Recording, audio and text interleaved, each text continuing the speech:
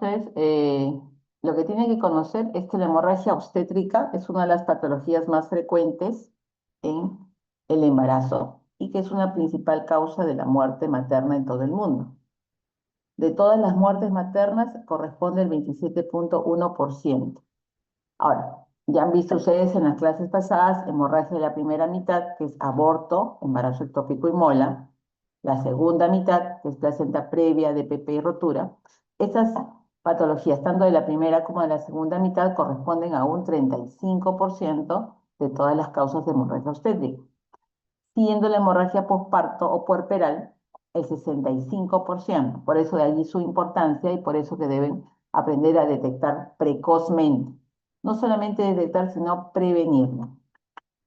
Entonces, ¿qué hacer cuando una puérpera presenta sangrado vaginal excesivo? Porque puede haber un sangrado que es normal durante ya sea un parto vaginal o una cesárea. Entonces, siempre una ectoscopía, ver cómo está la paciente, si está agitada, si está pálida, ¿no?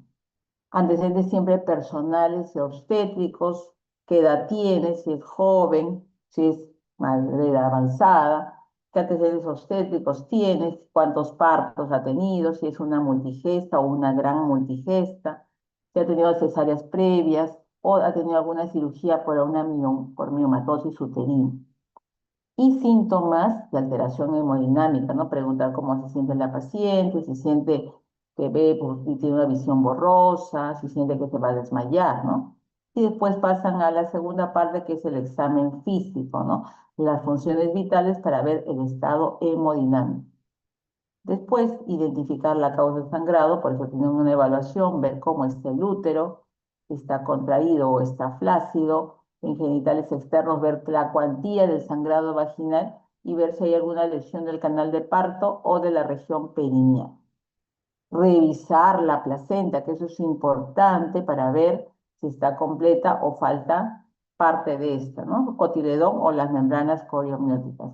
Aquí importante es evaluar las 4 T que las vamos a ver posteriormente, que son tono uterino, el trauma obstétrico, la retención de tejidos y algún factor de coagulación que se ha alterado, que es la trombina, la 4 T. Y luego el manejo, ¿no? Que es de acuerdo a una de esas 4 T que les he mencionado y el manejo del estado hemodinámico. Y de acuerdo a eso, van a ver la necesidad de transferir de acuerdo al nivel que se encuentran. Se encuentran en un primer nivel y no tienen todo el apoyo logístico de la farmacología o requiere más complejidad porque la paciente se le está saliendo de las manos, tienen que aprender a transferir a la paciente.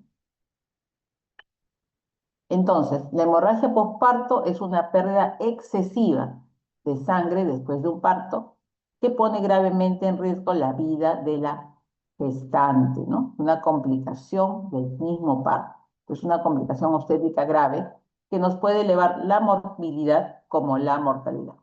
Entonces, cuando hablamos de una pérdida excesiva, entonces tenemos que saber que hay una pérdida fisiológica. En un parto vaginal es normal hasta 500 cc. Si hablamos de una cesárea, hasta 1000 cc. Entonces, si sobrepasa esos valores considerados fisiológicos, hablamos de una hemorragia postparto. Entonces, ¿cómo se clasifica esta hemorragia postparto? Tenemos una hemorragia postparto primaria y una hemorragia postparto secundaria. ¿A qué llamamos postparto primaria? Aquella que se produce durante el puerperio inmediato. Ya revisaron ustedes en clases previas que es durante el tercer periodo del parto, en las primeras 24 horas que hablamos de un puerperio inmediato. Hablamos de un puerperio mediato, cuando tenemos las 24 horas, pasadas las 24 horas hasta los 7 días siguientes. Y un puerperio tardío del octavo día hasta las 6 semanas, o sea, el día 42 después del parto.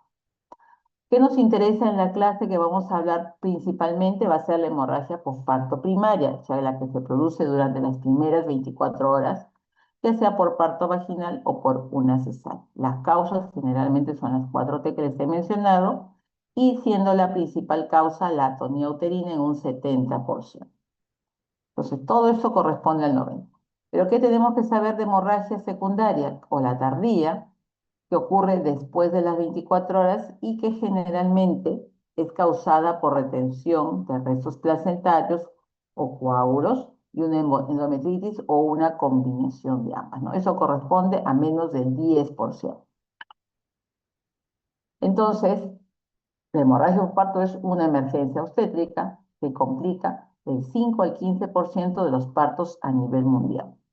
¿Qué requiere? Que sepamos prevenir, que sepamos diagnosticar y dar un tratamiento oportuno. Y para eso necesitamos un personal capacitado. Por eso ustedes reciben una clase teórica que se puede hacer, que se puede evidenciar en la práctica diaria de la obstetricia en pacientes que inmediatamente tienen un parto vaginal cesáreo y que se puede potencialmente presentar. Entonces, cuando es grave, se produce un 0,2 a un 0,4% de todos los partos. Y es una muerte paterna prevenible, porque si yo tengo un personal que sabe prevenir, sabe diagnosticar y tratar a tiempo, esta paciente no debería morir. Eso es importante que lo tengan presente. Entonces, ¿qué porcentaje de incidencia? ¿Cuál es la incidencia si es un parto vaginal o una cesárea? Cuando es un parto vaginal, la incidencia es mucho menor, de 2 a 4%. En cambio, a una cesárea se incrementa, ¿no? Porque es un procedimiento per se que estamos haciendo. ¿Cuál es la epidemiología, no? Cerca de 14 millones de mujeres en todo el mundo presentan hemorragia postparto, de las cuales pueden fallecer entre 70.000 a 80.000. ¿Qué más produce la hemorragia postparto? Una morbilidad extrema o casi la muerte, porque un grupo considerable de pacientes entran a un shock hipovolémico que requiere intervenciones médico-quirúrgicas urgentes porque tenemos que entrar a una laparotomía para hacer un manejo conservador y si este no mejora, a un manejo radical que ya sería la histerectomía. ¿Qué más conlleva una transfusión de hemoderivados por coagulopatía, ¿no? Entonces, si sangra la paciente en gran cuantía, van a tener que hacer pruebas cruzadas para paquetes globulares, para plasma fresco congelado, para plaquetas y para crío precipitado, ¿no? Entonces, tenemos que tener eso en cuenta. ¿Qué más conlleva una anemia severa? Porque el sangrado es abundante y una discapacidad reproductiva permanente, sobre todo en quienes, en aquellas que se le ha realizado una histerectomía, ¿no? Entonces, si la paciente tiene solamente un hijo y tenemos por algún motivo que se ha complicado con una hemorragia postparto que ha sido irreversible a los manejos farmacológicos y quirúrgicos conservadores, esta paciente va a conllevar a una histerectomía, ¿no? Entonces, la paciente posteriormente no va a poder tener un nuevo embarazo. ¿Qué más? La incidencia de hemorragia postparto varía entre países.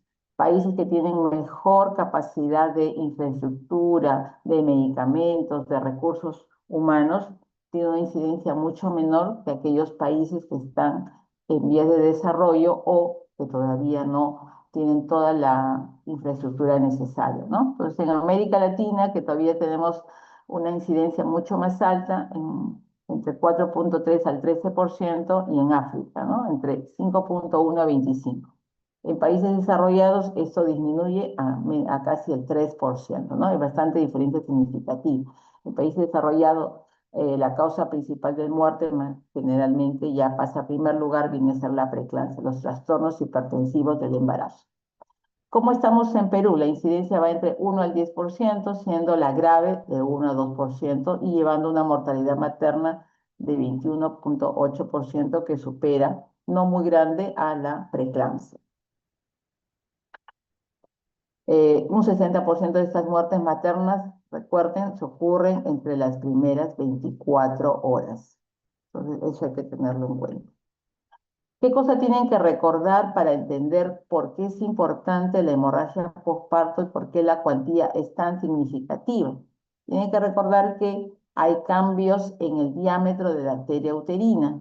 Si bien la arteria uterina pregestacional es muy delgada, de 1,6 milímetros, en un embarazo a término, o sea, cuando ya tenemos pasadas las 36, 38, 40 semanas, estos vasos arteriales, vasos uterinos, duplican su calibre hasta un 3,7 milímetros, lo que permite incrementar el flujo. Así, si en un útero pequeño no gestacional pasan 45 centímetros cúbicos por mililitro, en un embarazo a término pasan 750 mililitros de sangre por minuto. Por eso que es importante prevenir la hemorragia postparto, ¿no? Todo esto se debe no solamente al aumento del diámetro, sino que las arterias uterinas, al perder su capa arterial, tienen mayor volumen, ¿no? Favorecen ese incremento del volumen sanguíneo, que va a favorecer el crecimiento del feto porque lleva nutrientes y oxígeno, ¿no?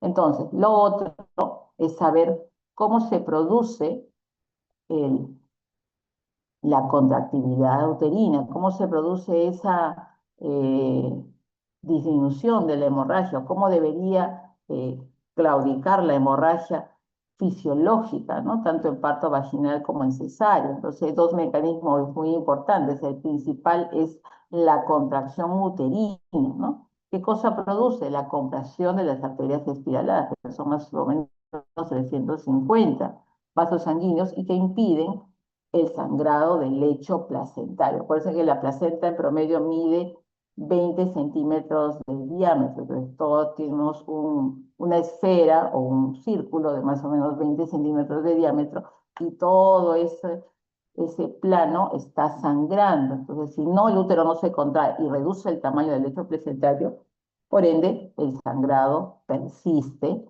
y la paciente puede descompensarse rápidamente, ¿no? Y el otro mecanismo es la coagulación, que complementa a la contracción, a ese miotaponamiento que se produce, ¿no?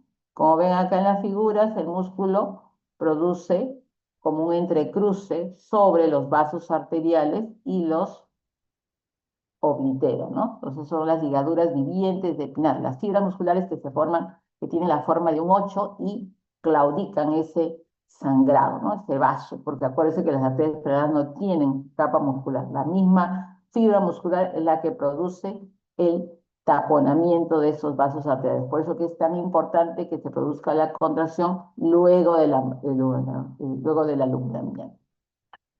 Entonces, ¿qué vamos a ver? Las definiciones y factores de riesgo. Entonces, según la OMS y la FIGO, la pérdida hemática superior a 500 en un parto vaginal o 1000 tras una cesárea, dentro de las primeras 24 horas consideramos como hemorragia postparto. ¿Qué tiene de inconveniente esta definición? Que no tiene en cuenta los síntomas y signos de inestabilidad hemodinámica, o sea, qué paciente está entrando en shock hipovolémico para detectarlo a tiempo y manejarlo correctamente de forma oportuna. ¿Qué nos dice la Asociación Americana de Ginecobstetras? En el 2017 ya nos amplía el panorama, nos dice que toda pérdida mayor a 1000 cc o cualquiera que sea, puede ser muy poca. ¿Por qué? Porque nuestras gestantes pueden venir con una anemia moderada de larga data, entonces que no ha sido superado durante la evolución del embarazo, ya sea en el control prenatal o falta de ingesta de proteínas y sulfato ferroso. Entonces, esta paciente no necesariamente tiene que perder medio litro en un parto vaginal o 1 litro en la cesárea. Cualquier pérdida también puede desencadenar una hemorragia postparto. ¿Por qué? Porque se pone énfasis en la alteración del estado hemodinámico, ¿no? Entonces, ¿qué tenemos de signos de alteración del estado hemodinámico? Taquicardia, mayor de 100, hipotensión, que es la presión arterial sistólica menos de 90 milímetros. ¿Qué más? Llenado capilar, que es sencillo de evidenciar, mayor de 2 segundos, la palidez de la paciente, la sensación de desvanecimiento, la ansiedad, agitación y por último la oliguria, que es de mayor data, ¿no? Cuando ya ha pasado mucho tiempo, la paciente va a disminuir el flujo urinario. ¿Qué más nos dice la COC? Que tiene que ocurrir dentro de las primeras 24 horas del parto y es independiente de la vida, ya sea parto vaginal o cesárea. Entonces, eso es lo que nos dice. ¿Y qué cosa enfatiza la COC? En medir la pérdida sanguínea de forma cuantitativa. ¿Por qué? Porque la visual, la cualitativa, puede darnos una subestimación del valor real de la pérdida sanguínea. Entonces, nos indica que debemos medir de forma cuantitativa y más o menos saber graduar cuánto está sangrando, ya sea sabiendo si es una toalla higiénica, si es una gasa de 10 por 10 o si es una gasa mayor, ¿no? Más grande, ¿no? Entonces debemos tener un registro de esa pérdida sanguínea postparto. El Colegio Británico de Obstetras y Ginecólogos nos habla de que lo clasifica a esta hemorragia postparto en leve, moderada y severa, siendo leve entre 500 a 1000 y moderada entre 1000 a 2000 y severo en más de 2000 centímetros cúbicos de sangrado postparto, ¿no? Entonces, aquí hay un cuadro donde nos dice cuánto más o menos debemos calcular de pérdidas sanguíneas, no solamente al ojo, como se dice, sino cuantitativamente, ¿no? Entonces, una toalla higiénica está mojada, manchada, es más o menos a 30 centímetros cúbicos. Si tenemos ya toda empapada, corresponde a 100 centímetros. Si tenemos una gasa de 10 por 10, corresponde a 60 centímetros cúbicos. Si tenemos todo un pañal de adulto, es un cuarto de litro. Si tenemos ya una compresa grande, toda empapada 350, una riñonera, medio litro. Si este sangrado es tan profuso que moja el piso, cae de la camilla de expulsivo o de la mesa quirúrgica, corresponde a 1000 centímetros cúbicos. Si está la paciente en el puerperio inmediato, está en su camita y nos damos cuenta tardíamente que está sangrando y está mojada toda la cama, corresponde a 1500. Y si ya en la cama de esta chorrea hacia el piso es más o menos 2 litros, ¿no? Que correspondería a una hemorragia postparto severa. Por eso que es importante estar evaluando constantemente a la paciente después del parto. Entonces, ¿qué factores de riesgo tenemos? Paciente tiene que ser clasificada durante el control prenatal, antes de que esté de labor de parto o durante el parto, para ver, clasificar nuestras pacientes, ¿no? Si tienen bajo riesgo, un riesgo medio o un alto riesgo de hacer una hemorragia postparto. Pero tienen que poner en claro que solamente el 40% de las pacientes que van a hacer hemorragia van a tener un factor de riesgo. El 60% a veces no tiene ningún factor de riesgo y hace atonía uterina principalmente. Bajo riesgo que tenemos cuando la gestante tiene un embarazo con un solo feto, cuando tiene menos de 4 partos previos, hay un útero sin incisiones previas, o sea, nunca la han operado, a una ausencia de historia de hemorragia postparto y fetos que están promedio entre 2.500 y 300, o sea, una paciente que no tiene aparentemente ningún factor, ¿no? Entonces, un embarazo, entre comillas, normal. Un riesgo medio, ¿quiénes? Aquellas que ya tienen una cesárea o una incisión uterina, esa se puede deber a una miomectomía. Que ya tenga 4 o más partos previos, que ese sea su quinto, que ya esté en un trabajo de parto prolongado, que dure más de 24 horas, que tenga miomas grandes, ¿no? Que deforman el útero severamente, una madre de avanzada de 35 años o más, que estemos usando sulfato de magnesio cuando esta paciente se asocia a preeclampsia, o estemos usando nifedipino, ¿no? Que estamos evitando que la paciente convulsione. Cuando usamos oxitocina, ya sea para una acentuación, cuando vemos un trabajo de parto disfuncional, cuando lo que está alterado es la contracción uterina, o en aquellas que estamos induciendo el parto por alguna razón obstétrica o no obstétrica que determine que tenemos que terminar el embarazo. ¿Quiénes tienen alto riesgo? Embarazo múltiple, ¿por qué? Porque produce la distensión del útero, igual que el polidramnios y la macrosomía fetal, que sabemos que es más de 4 kilos.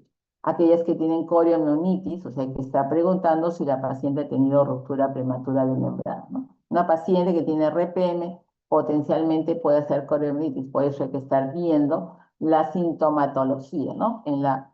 En todo el periodo que sigue al RPM, ¿no? Cuanto más tiempo haya, mayor riesgo de coriomionitis. La historia de hemorragia postparto, que esta mujer tenga 2 o más cesáreas previas o más incisiones en el útero, el hecho mismo de tener placenta previa con las variantes de acretismo, acreta, increta o percreta, la preeclampsia asociado al gel, porque La paciente está con anemia, está con plaquetopenia y alteración del perfil hepático. Entonces, eso nos va a llevar a que esta paciente tenga mayor riesgo de hacer hemorragia postparto, no necesariamente por atonía, pero sí por trastorno de coagulación, porque tenemos plaquetas disminuidas. Y los defectos de coagulación, ya sea adquiridos o congénitos, ¿no? Congénitos, enfermedad de von Willebrand, hemofilia tipo A o hipofibrinogenemia. Muy bien. Entonces, si tenemos una paciente que llega a la guardia en el trabajo de parto, también podemos clasificar esos factores. ¿Cuáles son antes de parto? Si hay historia de hemorragia postparto, si hay polidramnia, estoy recibiendo un bebito macrosómico, embarazo múltiple. Y durante el parto, ¿mi parto cómo está? ¿Está siendo prolongado o está siendo distosia de dilatación, distosia de descenso? Eso me va a prolongar todo el trabajo de parto. Estoy usando oxitocina para acentuar o inducir, o estoy haciendo una cesárea. Entonces, allí estas pacientes tienen que ver que la posibilidad que tengan mayor riesgo a hacer una hemorragia postparto. Por eso siempre hay que estar preparados para prevenir y manejar oportunamente esta patología. Entonces, ¿cuál es la etiología? Las 4T, ¿no es cierto? Es una forma fácil de recordar quiénes desencadenan esta hemorragia postparto. ¿Quién va a la cabeza? Como les mencioné, la atonía uterina, que corresponde a un 70%. Pues viene el trauma, 19%, que son lesiones del canal de parto per se. El tejido, que son la retención de producto de la concepción, puede ser la placenta per se, puede ser las membranas coromnióticas o los coágulos si no se ha contraído bien el útero. Y la trombina, que es el último y es el que tiene menos porcentaje en los trastornos de coagulación. Entonces acá tenemos un útero, cómo se encuentra la flacidez cuando entramos a una cirugía, ¿no? Lo que queremos es que tenemos un útero bien contraído, duro como piedra. Entonces, y como punto de referencia por debajo del ombligo. Si no lo tenemos así, se va a llenar todo el útero un hematometra y que va a salir por canal vaginal y vamos a tener un útero así, plácido, como una bolsa, ¿ya? Y esta causa el 70%. Entonces acá tenemos un cuadro y de todas las patologías del tono uterino, ¿quiénes nos producen más atonía? Las que distienden el útero. ¿Quiénes son las que distienden? Es el embarazo múltiple, la macrosomía fetal y el polidrama. Por eso que es importante que recuerden los valores normales de polidrama, ya sea cuando hacen hila o cuando hacen pozo vertical mayor. Si hablamos de hila, mayor de 250 milímetros, y cuando hacemos pozo vertical mayor, mayor de 80 milímetros, ¿no? Entonces es importante saber la teoría, saber las patologías que se pueden presentar y poder comprender una ecografía, ¿no es cierto? Eso es importante que estén aprendiendo, chicos, para que puedan comprender y actuar de forma inmediata ante una hemorragia postparto. Entonces, ya les mencionamos, infecciones, agotamiento materno en la cabeza por disfunción, infecciones, anomalías uterinas, ¿no es cierto? Los miomas gigantes o alguna malformación mülleriana, ¿no? Útero bidelfo, tabicado, bicorne, ¿no? Como tenemos acá en la parte inferior, ¿no? Tenemos un útero bidelfo en donde cada útero tiene un bebito, ¿no? Cada uno con su placenta independiente. Entonces es importante. Y eso se diagnostica al inicio del embarazo durante las primeras 13 semanas. Luego de esto es un poco complejo estar viendo, ¿no? O saber que la paciente previamente ya sabe si tiene un útero didelfo, bicorne, tabicado, que nos ayuda para el manejo. Con respecto a trauma, que es la segunda causa, desgarros perineales están aquí. ¿Qué más? Desgarros cervicales y desgarros del canal vaginal, ¿no? Entonces, eso se pueden presentar cuando hay presentación compuesta, cuando la mano del bebito está sobre la cabeza, cuando es un feto grande, cuando tenemos un parto que ha durado muy poco tiempo, a veces usamos oxitocina y se produce una hiperdinamia. En vez de tener 3 a 5 en 10, tenemos 6, 7 contracciones y el útero expulsa. Entonces, hay mayor posibilidad de desgarro cervical, vaginal y perineal, ¿no? Las otras alteraciones cervicovaginales pueden ser por parto intramitado, que ya no lo utilizamos, parto precipitado igual, y la episiotomía.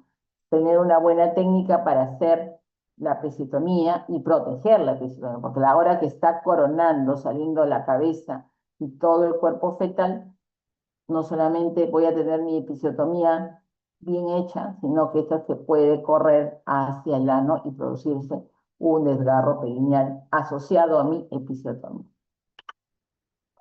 Con respecto al trauma, hay que tener cuidado con el manejo, con la atención, ¿no? Del canal de parto.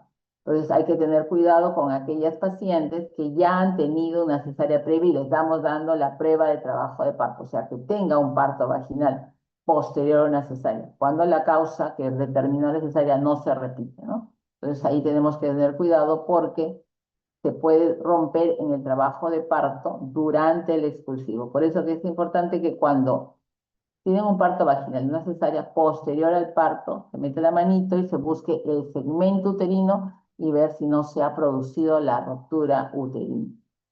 ¿Ya? ¿Por qué? Porque eso sí se convierte en una emergencia. El sangrado que se va a producir no lo van a ver hacia afuera, va a ser hacia adentro, hacia la cavidad peritoneal, va a haber un hemoperitoneo y tenemos que entrar rápidamente a sala de operaciones para reparar esa rotura. Y si es muy grande la rotura o en varios niveles y es una rotura masiva, hacer una histerectomía, ¿no? Entonces hay que tener mucho cuidado, ¿no? Cuando se hace la cesárea también hay que tener cuidado cuando se hace una incisión en el segmento. Si la incisión en el segmento es muy pequeña y el bebé es grande, a veces se puede correr hacia el canal vaginal. Entonces también hay que tener cuidado, ¿no? Acá tenemos fotos de cómo se abre el útero cuando hay una rotura uterina y cómo se ve cuando estamos en una laparotomía, ¿no? ¿Qué más de trauma? Hacer una buena atención del alumbramiento. Tiene que haber una tracción controlada del cordón, como están viendo acá, y una mano sobre el pubis para hacer la contracción. Si uno no hace esta contracción y solamente tracciona la placenta sin estar en el momento adecuado. ¿Cuándo es el momento adecuado de traccionar el cordón? Cuando el útero está contraído. Entonces hay que esperar la contracción. Cuando está en contracción, traccionar el cordón con la mano dominante y con la otra mano sobre el pubis hacia el fondo, que es la maniobra de Brandt-Andrews, para evitar un problema serio que se llama inversión uterina, que hay una tracción excesiva sobre el cordón y que esto lleva a revertir el útero, ¿no? Entonces acá está cómo se revierte y la clasificación de los grados de inversión de grado 1, 2, 3 y 4, ¿no? Si el fondo llega hasta el nivel del cuello es el grado 1, si llega al canal vaginal es grado 2, si llega hasta el introito vaginal es grado 3, y si sale por fuera de la vagina ya es grado 4, como un prolapso genital, como han visto con los colegas que están rotando por ginecología, ¿no? Entonces eso es importante. Y la técnica para revertir la inversión uterina es la técnica de Johnson. Una vez que el útero está afuera, agarrar con las manos, con el pulgar y los 4 dedos y ingresar dentro del canal vaginal y hacer un puño finalmente para revertir esta inversión uterina. La otra causa de hemorragia posparto es los tejidos, cuando hay retención de membranas coriomnióticas o de coágulos, ¿no? Por eso que es importante revisar, chequear la placenta, no solamente la torta per se, sino las membranas que estén completas para evitar que haya esos tejidos que la larga, van a evitar que el útero se contraiga. Entonces es necesario ahí hacer un legrado puerperal, ¿no? Entonces acá tenemos ecografía donde vemos que hay un endometrio engrosado, acá también en el fondo parece que hay coágulos, acá tengo otra ecografía donde veo que hay un útero con hematometa, ¿no? Está con coágulos, entonces eso tengo que sacarlo para que el útero se contraiga de forma fisiológica bien por debajo del ombligo. Entonces también puede haber una retención de placenta y luego de un tiempo prudente, si es un alumbramiento dirigido, pasado 15 minutos, hasta media hora podríamos esperar, y no se produce la eliminación de la placenta, tendremos que meter nuestra mano dentro del canal vaginal y del útero para extraer la placenta.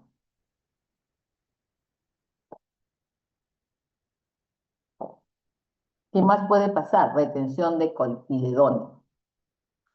Por eso es importante revisar, metemos acá una placenta principal y una placenta accesoria, ¿no? Entonces, si nos olvidamos o se queda dentro del canal uterino, del útero, esta placenta accesoria, también va a producir sangrado y por ende va a faltar la contractibilidad uterina. Y lo otro que es importante es el atletismo placentario. Si nosotros ya sabemos por ecografía antes del parto que la paciente presenta ese atletismo placentario asociado a placenta previa, ya tenemos que tener en cuenta la posibilidad de que la cesárea se va a complicar y que probablemente haga atonía y que esto lleve a una histerectomía. Entonces, si ya sabemos que hay un tejido que no se va a desprender, es importante culminar el embarazo previo al inicio del trabajo de parto, ¿no? Entonces, pero eso requiere de una ecografía, de una zona que estemos en una zona urbana que haya todo esto a la mano, porque si estamos en periferia, en una zona rural donde no hay ecografista, podemos complicar la situación al querer sacar una placenta que está adherida, ¿no? O que probablemente la paciente comience con trabajo de parto en sangrado y no salga nunca porque está el olvido cervical interno obliterado por toda la placenta, por la placenta previa. Y lo otro, lo menos frecuente, que es la trombina, alteraciones de la coagulación, las preexistentes, hemofilia tipo A,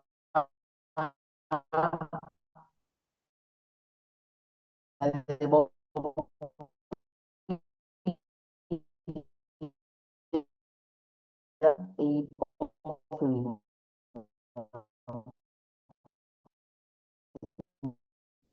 la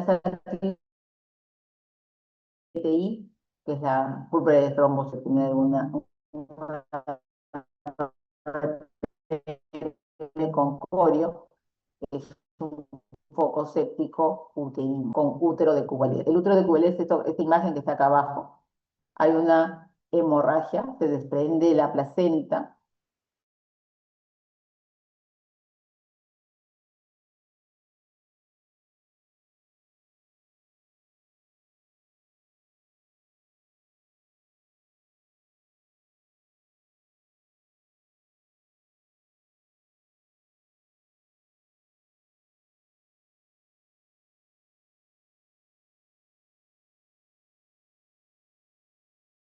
Lo que es con respecto al útero de Cuvelier, se produce por un DPP, un DPP masivo que infiltra la sangre dentro del miometrio, por lo cual se ve un útero violáceo, ¿no? Entonces, ese útero violáceo generalmente no es refractario al uso de oxitocinas muchas veces, ¿no? Entonces se produce una atonía que continúa con el sangrado, ¿no? Por lo cual a veces termina en histerectomía, porque no se contrae adecuadamente. Muy bien. Entonces, ahora pasemos al diagnóstico de hemorragia posparto. Yo les estoy diciendo más o menos toda la sintomatología que presenta una mujer con hemorragia posparto. Entonces, ¿qué tenemos que ver? Saber que el diagnóstico es eminentemente clínico. O sea, no hay un examen especial. Es evidenciar el sangrado vaginal excesivo en el puerperio, ya sea parto vaginal o cesárea, y esta se puede deber a una de las 4 T's. ¿Qué más? Signos y síntomas de hipovolemia o de shock hipovolémico: taquicardia, hipotensión, llenado capilar, más de 2 segundos, palidez de la paciente o frialdad, alteraciones de la conciencia, oliguria y por último el shock hipovolémico, ¿no? Porque a veces por los cambios fisiológicos del embarazo se debe saber que puede haber un poco de incremento de la frecuencia cardíaca de la madre. Entonces, Normalmente a veces están 98, 100, ¿no? Entonces a veces la definición de taquicardia supera un poco más de los 100 latidos por minuto. Muy bien. Entonces es importante saber identificar un tono uterino adecuado. Entonces el tono uterino adecuado es que el útero esté contraído a nivel del ombligo o por debajo y que esté duro como una piedra. Entonces, posterior a ese sangrado fisiológico normal, parto, cesárea, al alumbramiento, hay una incapacidad del útero para contraerse, ¿no? Entonces, eso nos habla ya de una hipotonía. Y cuando hablamos de atonía, cuando este sangrado se vuelve excesivo y el útero, a pesar de la expulsión de la placenta, sigue sangrando, hacemos masaje uterino y no mejora, se convierte ya en una emergencia obstétrica. ¿De qué depende la hemorragia postparto? Cuantificar la hemorragia, evaluar el estado hemodinámico y determinar el tiempo transcurrido. A mayor tiempo, mayor la complicación de la volemia de la paciente, de que entre a un shock hipovolémico. Por eso que es importante prevenir y diagnosticarlo, ¿no? Entonces tenemos las cuatro causas: tono, trauma, tejido y trombina. ¿En qué cosa encontramos en atonía? Que hay un sangrado vaginal profuso, un útero aumentado que no se contrae por encima del ombligo, puede estar a 1, 2, 3, 4 centímetros, que es blando y flácido, y que por eso es importante revisar la placenta, porque tenemos siempre que descartar las otras T. Si vemos que la placenta la revisamos, la chequeamos, está completa, con membranas completas, allá, no es tejido. Y que no haya lesión del canal de parto, ¿no? Y si ya vemos con alteración, hablamos de una atonía. ¿Qué pasa cuando hay lesión del canal de parto? General un parto vaginal, hay sangrado vaginal, hay que verificar que venga de la vagina. Si es vagina, poner valvas para ver si es de la vagina per se o es del cuello uterino, o si es un desgarro perineal, ver que ese desgarro cuando está sangrando, ¿no? El útero generalmente está contraído a nivel de ombligo o por debajo, y la placenta y las membranas están completas. Eso es cuando es el canal de parto per se en un trabajo de parto. En caso de rotura uterina, sobre todo en cesáreas anteriores, hay que revisar cómo está, porque si se rompe, la paciente rápidamente va a alterarse los parámetros hemodinámicos y el sangrado va a ser dentro de la cavidad abdominal, un hemoperitoneo.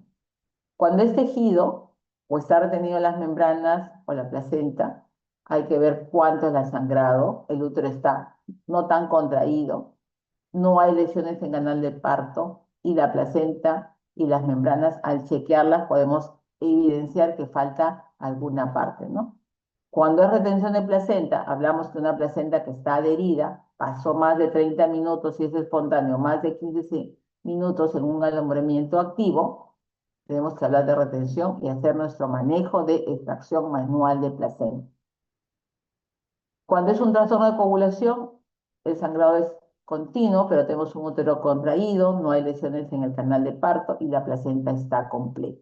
Por eso que es importante que la paciente en el control prenatal sepamos todos sus antecedentes hematológicos y que tenga previamente su perfil de coagulación, ¿no? Que todo esté dentro de valores adecuados. Entonces, acá, revisar la placenta, nunca se olviden, siempre tienen que revisar placenta. Ya han hecho su clase de placenta, supongo que ya saben, cara materna. La cara materna es esto, revisar los cotiledones, que no haya ninguna zona de desgarro, que le falte algo. ¿Qué más? La cara fetal, como está aquí, y las membranas coriomnióticas, si están completas o no.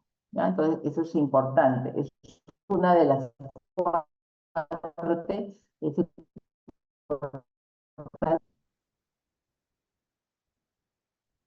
¿qué más me va a ayudar para mi diagnóstico de hemorragia postparto?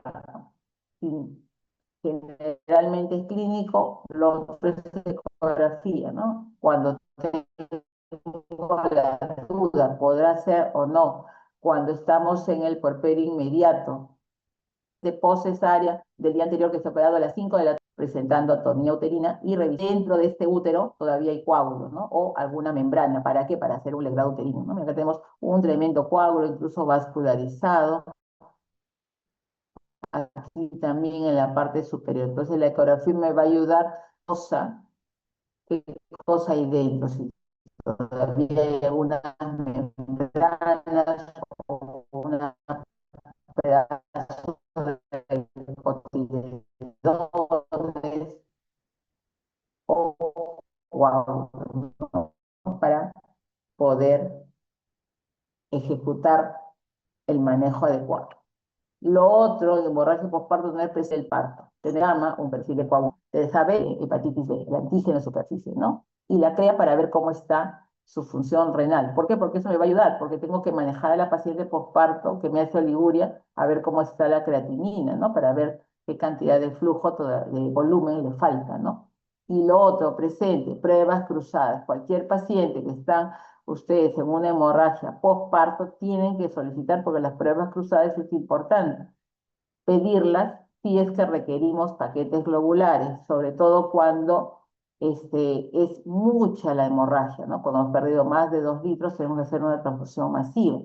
Y poner una sangre no cruzada siempre llega el riesgo de hemólisis, de efectos secundarios en la receptora, en este caso es la puerta. ¿Qué hacemos en el manejo de HPP entonces? Es de acuerdo a las 4 Ts. Sabemos que el diagnóstico es eminentemente clínico y sabemos nuestras 4 T, cómo identificarlas y cómo definirlas, ¿no? Entonces, si sabemos diagnosticar cuál de las 4 T está alterada, podemos hacer el manejo adecuado y oportuno. Vamos a empezar por lo menos frecuente. El trauma. ¿Qué hago? Corrijo, suturo toda la zona de sangrado. Suturo mi lesión cervical, suturo mi lesión vaginal, suturo todos mis desgarros de primero, segundo y tercer nivel, porque el cuarto va a requerir sala de operaciones. ¿Qué más? Si encuentro, si se produce un hematoma porque no he protegido bien el periné, tengo que debridar. ¿Qué hago? Cortar con un bisturí, sacar todos los coágulos que hay dentro de este hematoma, poner un dren perros pequeño y comenzar a suturar, ¿no? Si hay un vaso sangrante, poner un punto transficiente y verificar que ya no sangre, ¿no? Entonces es importante saber cómo manejar cuando es un trauma. Cuando es tejidos, si veo que mi placenta la he revisado por todos los lados, le falta un pedazo de membrana, le falta algún cotiledón, tengo que hacer inmediatamente un legrado uterino puerperal, ¿no? Eso no demora ni 5 minutos, ¿no? Agarro, pone las pacientes, le ponen doble vía, preparan el equipo de legrado y se realiza, ¿no? Por eso que es importantísimo revisar placenta. Si se ha quedado la placenta, extracción manual. Meten la manito a través del canal vaginal, del cuello uterino hacia el útero, buscan la zona de equilibrio y se termina extrayendo la placenta. ¿Qué hacen posteriormente a eso? Otra vez un legrado preparar ante la eventualidad que haya quedado algún pedacito de cotiledón, siempre. Y si se trata de un acretismo placentario, y no lo pueden sacar por más que meten la mano, déjenlo allí y el manejo ya es quirúrgico. No estén intentando porque pueden correr el riesgo de que el útero se invierta. Por eso cuando se pone acá la mano dentro del canal vaginal y se va al útero, hay otra mano en la parte abdominal que evita que este útero se invierta, que salga a través del canal vaginal. Es la contracción. ¿Ya? Eso es importante que lo sepan. Entonces, y trombina, ¿qué hacemos cuando es trombina? No es atonía, no es trauma, no es tejido. Hay que corregir la coagulopatía, ya sea congénita, que es lo que deberíamos saber antes de entrar a un parto, o la adquirida. La señora tiene gel, el bebito está muerto, tiene una púrpura trombocitopénica que ha desarrollado en el embarazo. Entonces, corregir de acuerdo a lo que nos falta. Entonces, en cuanto es atonía, ahí el manejo sí es más complejo que las otras test. ¿Qué vamos a ver? Que hay un manejo de primer nivel, de segundo y tercer nivel, escalonado. ¿Cuál es el primer nivel? Mis fármacos uterotónicos. En el segundo nivel, taponamiento intrauterino. y embolización de arterias uterinas mediante angiografía. Eso depende del lugar donde estén trabajando y si hay radiología intervencionista. Y el tercer nivel, que es quirúrgico, ya sea conservador o radical. Entonces, el primer nivel, fármacos uterotónicos. A la cabeza, oxitocina, que es el primer fármaco de elección sobre esos cuatro. Después que viene ergometrina, pero cuidado con las pacientes que son hipertensas o tienen un trastorno hipertensivo del embarazo porque como efecto secundario eleva la presión. ¿Quién viene después? Misoprostol. Y por último, la cabertosina. Cabertosina, que no lo tenemos en el hospital, solamente hay en maternidad, en salud tampoco tiene por el costo, ¿no? Comparamos, cabertosina está más o menos 120 soles, oxitocina está 20 céntimos. Entonces, por eso, ¿no? Entonces, a la cabeza oxitocina, ¿no? Entonces tenemos todo el esquema: oxitocina, ergometrina, misoprostol y cabertosina, ¿no? Es la primera causa, el 70% de hemorragia postparto. Entonces tenemos acá, ¿cómo usamos la oxitocina? 40 unidades. Acuérdense, la oxitocina viene una ampolla, acá no está, no. La oxitocina viene en ampolla de 10 unidades internacionales. ¿Cuánto se usa? 4 unidades diluidas en un cloruro de sodio al 9 por mil, a 40 gotas o 250 centímetros por hora. Si no hay oxitocina, si no se ha desangrado con oxitocina, usamos ergometrina, 0,2 miligramos intramuscular. Pero si la paciente es hipertensa, de frente nos vamos al misoprostol. En una paciente que no es hipertensa o no tiene un trastorno hipertensivo del embarazo, usamos oxi, después ergometrina y misoprostol, en ese orden. Pero si la paciente es hipertensa por alguna causa, de frente a la oxitocina se va al misoprostol. Nunca olvidar usar fluidos, fluidoterapias, preferentemente con cristaloides, porque acuérdense que la paciente está con hemorragia, entonces tenemos que reponer las pérdidas, ¿no? Fluidoterapia. ¿Con qué? Con cloruro de sodio al 9 por mil. Por eso que es importante cuando tenemos una hemorragia postparto utilizar doble vía. Una vía para el fluido como tal y otro para usar con oxitocina. Eso es importante. Por eso son dos vías de buen calibre. Una, una bránula número 18, número 16. Entonces usamos el cloruro de sodio 9 por mil a 500 cc a chorro y luego a 30 gotas por minuto. ¿Qué más usamos? Acuérdense que el posalumbramiento, para evitar la hemorragia, tiene que haber un miotaponamiento. Entonces, con lo primero, estamos con la oxitocina, ergometrina y miso, estamos favoreciendo la contracción muscular. Y la otra, que era la coagulación, lo vamos a favorecer con un antifibrinolítico, que es el ácido tranexámico, que adhiere mejor a las plaquetas y todos los factores de coagulación para que el coágulo que se forme en la zona del lecho placentario deje de sangrar, ¿no? Esté más firme. Entonces acá tenemos todos los fármacos uterotónicos: oxitocina, ergometrina, misoprostol y cabertosina. Oxitocina produce hipotensión e intoxicación hídrica. Entonces, si bien le vamos a poner a 40 gotas, que el primer frasco se nos va a acabar en 4 horas, posteriormente podemos continuar con oxitocina, pero a un goteo mucho más lento. Entonces hay que ver siempre riesgo-beneficio y estar manejando las funciones vitales, ¿no? Presión y pulso.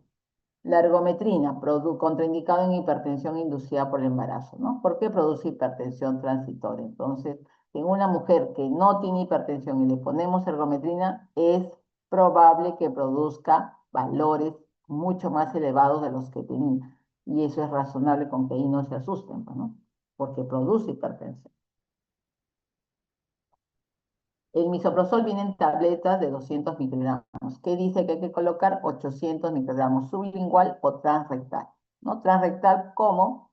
Se muelen las 4 pastillitas y se coloca en una jeringa de 20 y se completa con cloruro de sodio al 9 por mil y por vía transrectal se coloca, ¿no?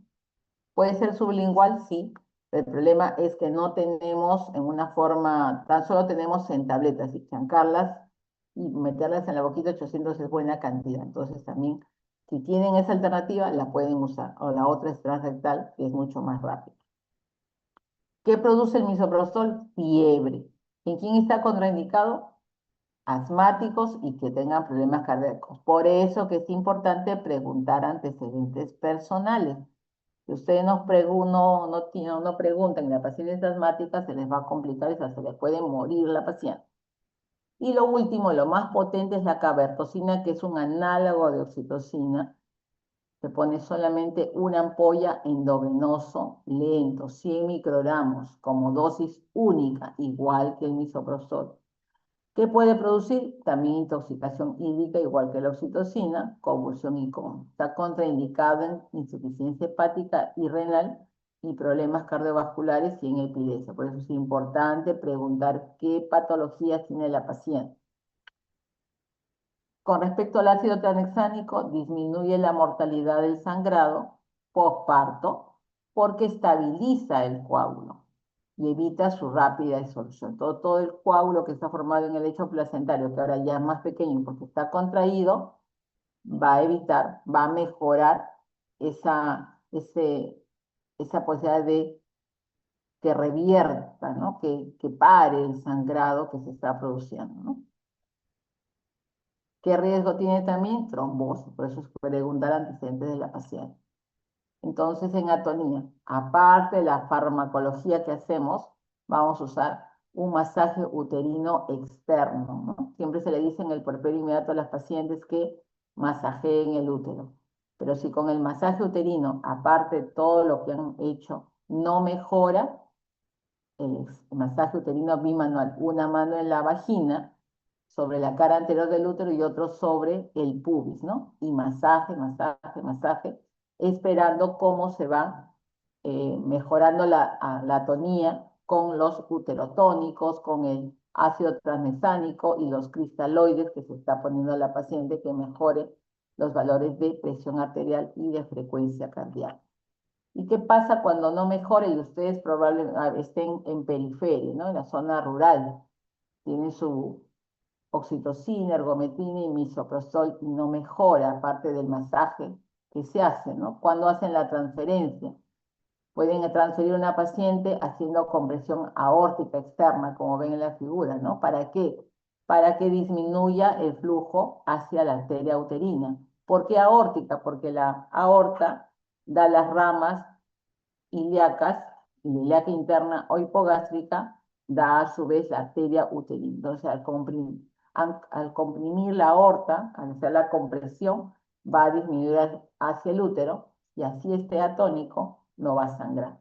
Lo otro es la técnica de SEA, que también significa comprimir por vía vaginal las arterias uterinas, ¿no? Se ubica el cuello uterino y se pone una pinza Fesser a los costados del cuello uterino. Allí están entrando las arterias uterinas hacia el útero, ¿no? Una vez hecho esto, se estabiliza porque ya le han puesto cloruros a la paciente para el traslado a un centro de mayor complejidad. ¿Qué cosa también se utiliza? Se utiliza el traje de choque no neumático o traje de choque, ¿no? Que se coloca sobre el abdomen y las extremidades. En el abdomen tiene como un balón sobre que va a comprimir, que va a ser igual la compresión sobre la arteria aorta, compresión aórtica por este traje de choque. Se coloca y se transfiere a la paciente para que hagan el manejo respectivo, ¿no? Porque ustedes ya hicieron todo lo posible y no se ha solucionado. Para que vean un video, chicos.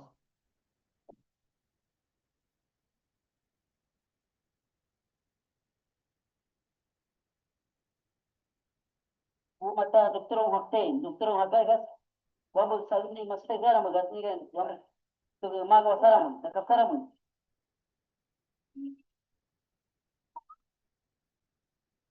Nosotros recibimos la llamada en la madrugada que nos llaman de la comunidad de Cutuchapi. ¿Desde qué hora no sale la placenta? Siendo que la paciente da parto en su domicilio, inmediatamente ponemos la alerta roja porque justamente era un parto, una retención de placenta, una clave roja, en el cual el personal de salud y el centro de salud y masa acude al llamado de emergencia.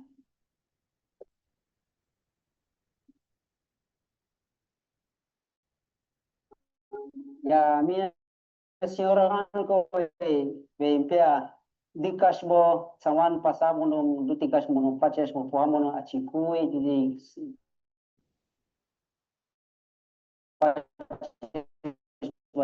a las 3.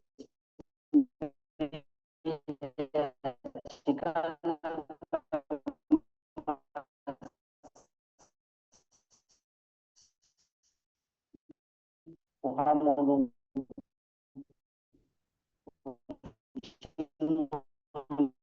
ikwere mina señora hon dutika mo nunang asik ampu anu COVID nunik mati wi puya ruko.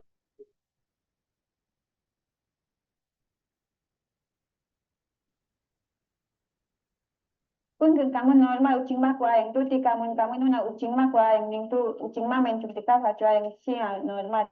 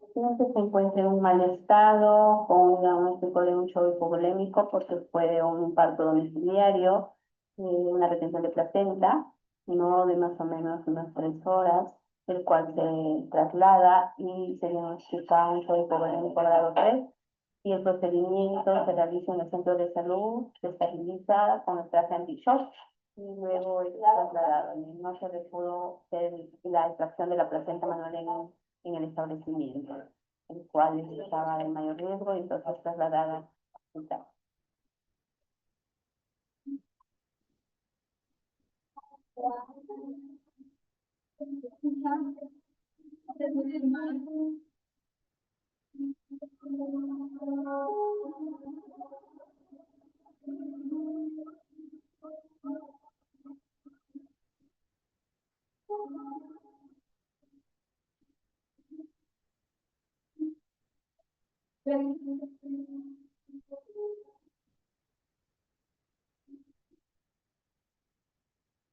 Kawanuna aha puto ang matihin kiri pusan kana hatipot ya chindan digman imbo nga umigbono bakan bawa pawaka pusan ibon kawani leong si bawa itlak mahamu tapi kami diktawe.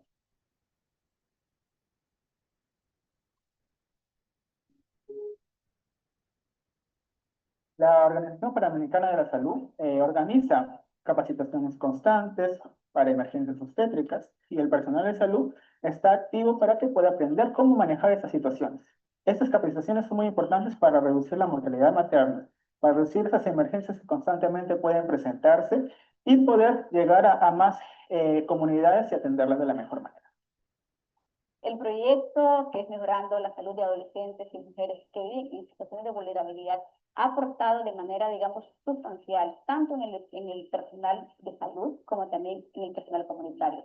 Porque en el caso del esposo de Eida, logró identificar oportunamente esos factores de riesgo que podían contribuir a que esta mujer hubiera fallecido. Sin embargo, al tener la oportunidad de haber sido capacitada en el marco de este proyecto, ha permitido que pueda haber sido salvada.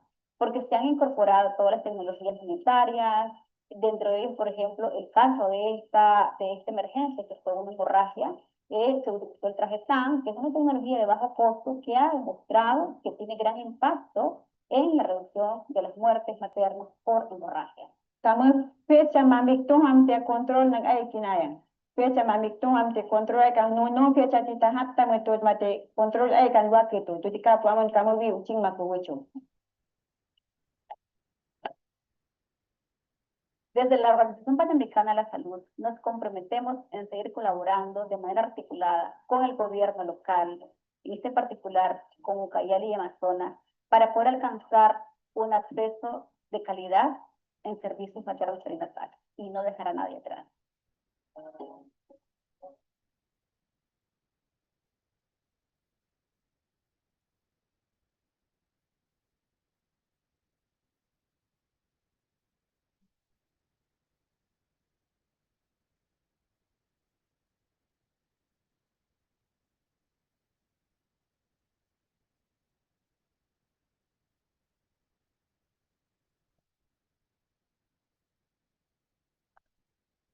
Bueno, en el video se ve claramente cómo se hace el uso del traje antichoque. Entonces, esta representación que se ha hecho es tal y cual y se produce en las zonas selváticas, ¿ah?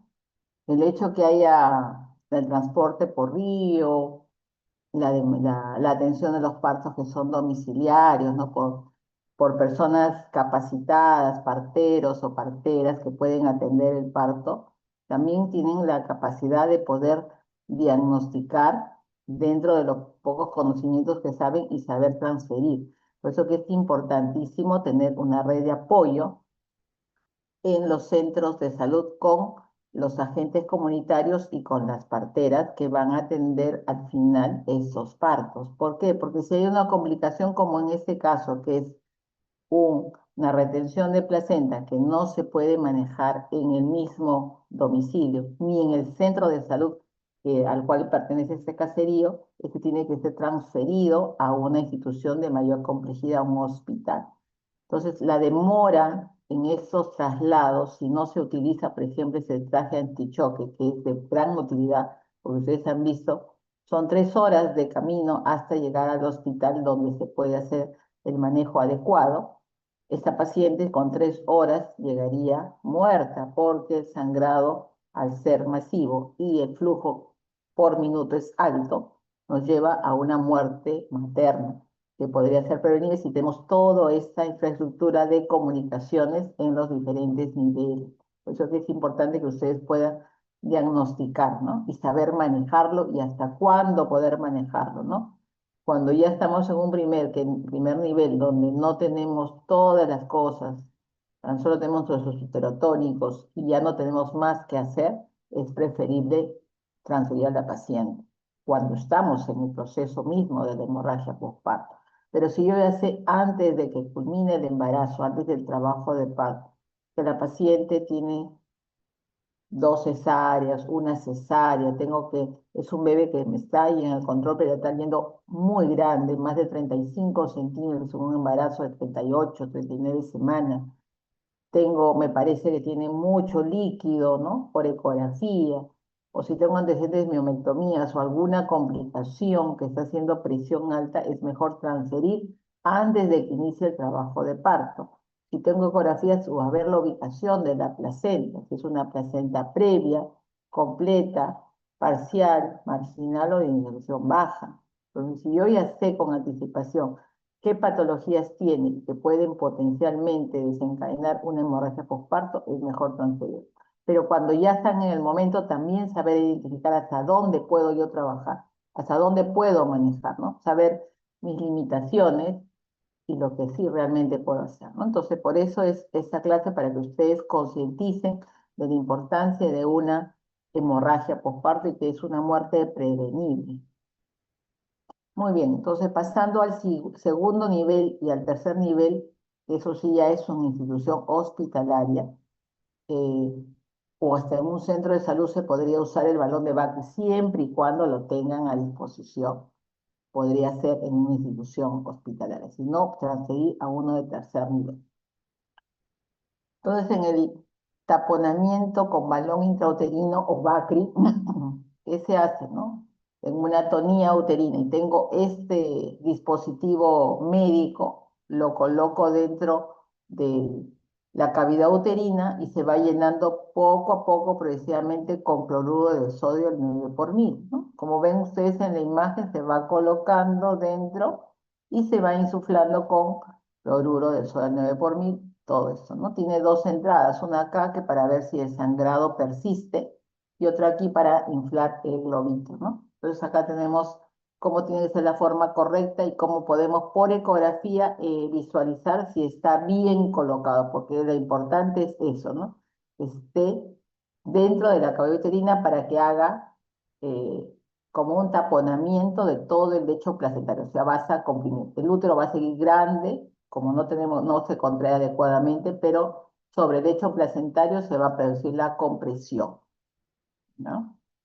¿Y cuándo se retira? Si es efectivo en ese momento y el sangrado disminuye, para el sangrado, esto se puede retirar a las 24 o 48 horas tras la estabilización de la paciente, o sea, ponerle cloruro, si requiere sangre, se pasa sangre, si requiere plasma fresco congelado, se le coloca, si requiere creo precipitado, se coloca, siempre y cuando este va a estabilizar. ¿Qué más podemos hacer? Podemos hacer un balón intrauterino casero que se hace con un condón, pero sí hay que tener la capacitación suficiente para saber cómo hacerlo, ¿no? Igual se va a insuflar, se va a amarrar a una sonda Foley para poder insuflar, ¿no? Entonces aquí está, ¿no? Cómo se va a poner dentro de la cavidad con su sonda Foley, con triple vía, uno para colocar el cloruro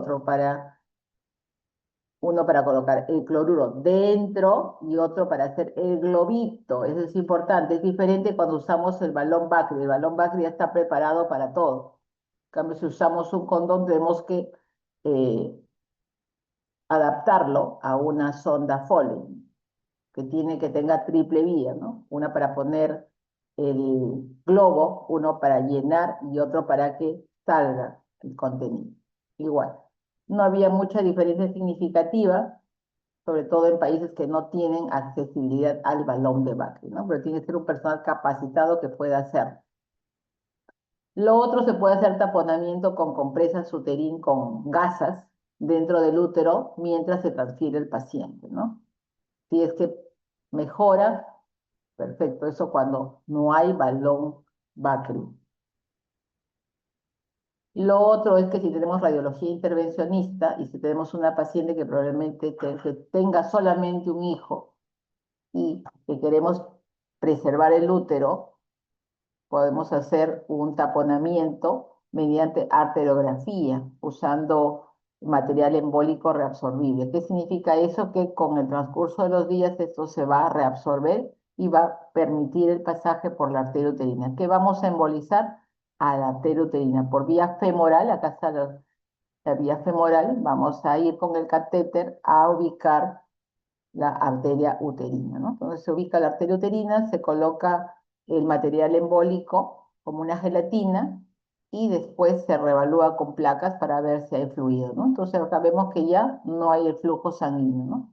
Nada, se ha detenido el flujo sanguíneo y por ende, si cerramos la arteria uterina, no va a haber sangrado por vía vaginal, a pesar de que el útero esté atónico, porque no estamos manejando la atonía, estamos bloqueando a la arteria uterina. Lo otro es el manejo quirúrgico, ¿no? La cirugía conservadora, ¿no? Que están todas las suturas para producir compresión mecánica del útero y por ende cesa el sangrado, ¿no? Entonces todo el lecho placentario lo vamos a enrollar dentro del útero. Las suturas más conocidas son la de Lynch y la sutura de Hyman y la sutura de Cho. ¿Cuáles son más usadas? La sutura de Lynch y la sutura de Hyman, ¿no? Entonces al final vamos a querer tener un útero de esta forma cuando ya está con las suturas bien amarradas, bien anudadas para tener esto, ¿no? Y eso nos va a ayudar durante las primeras 24 a 48 horas, que son el sangrado mayor que se produce de hemorragia posparto, ¿no?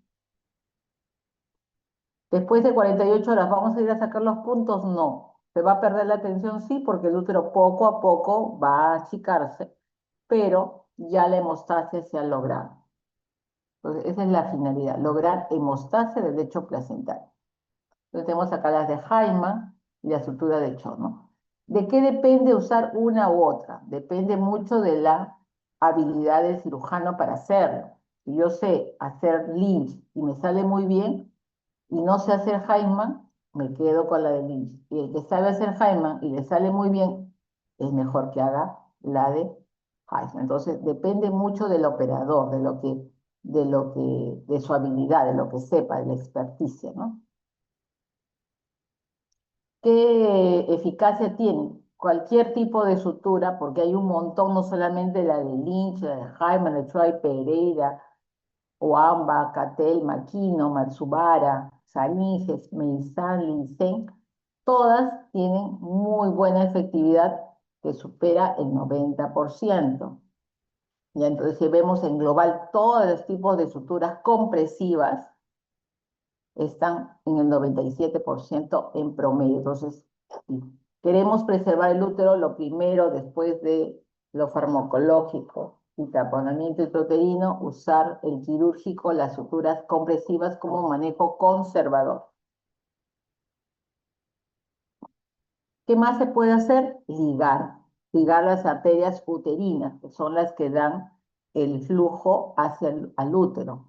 Y si no se puede ir más atrás. ¿De dónde nacen las arterias uterinas? De la arteria hipogástrica. Ligar la arteria hipogástrica. Igual va a cesar eh, el flujo hacia arteria uterina. Y me podrían preguntar qué pasa con el útero. Ya no va a tener, ya no va a tener vascularización.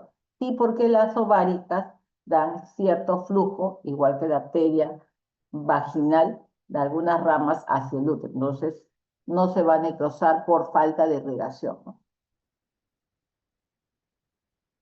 Hilo radical, que es el último paso cuando ya el útero no mejora a pesar de todos los manejos de primer nivel, segundo nivel y cirugía conservadora, lo último es hacer una histerectomía, ¿no? Por eso que como indicación es atonía uterina no reversible cuando tenemos agretismo placentario, que no es lo ideal que haga trabajo de parto. Cuando haya laceraciones uterinas como rotura uterina, ya sea por un parto vaginal y cesárea anterior, o por haber hecho maniobras de Christeller o durante la misma cesárea que se haya lesionado, ¿no? Placenta previa, DPP de placenta, cuando hay un útero de Cuvalier, una sepsis de foco uterino y un CID.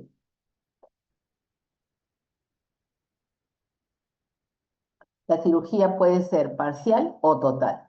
¿Qué significa una histerectomía parcial? Que sacamos el cuerpo uterino y se queda el cuello.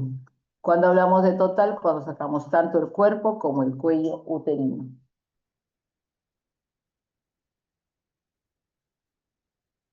Ahora pasemos a la prevención de la hemorragia postparto. ¿Cómo prevenimos? Ya que esta es una complicación que la podemos evitar. Debemos usarlo en todos los partos, ¿no? Para producir un alumbramiento dirigido, ¿no? Esos son nuestros fármacos que tenemos que tener siempre presentes. Entonces, para prevenir, se previene en el tercer periodo del trabajo de parto, que es el alumbramiento. Vamos a usar de forma profiláctica agentes uterotónicos. Igual a la cabeza, oxitocina.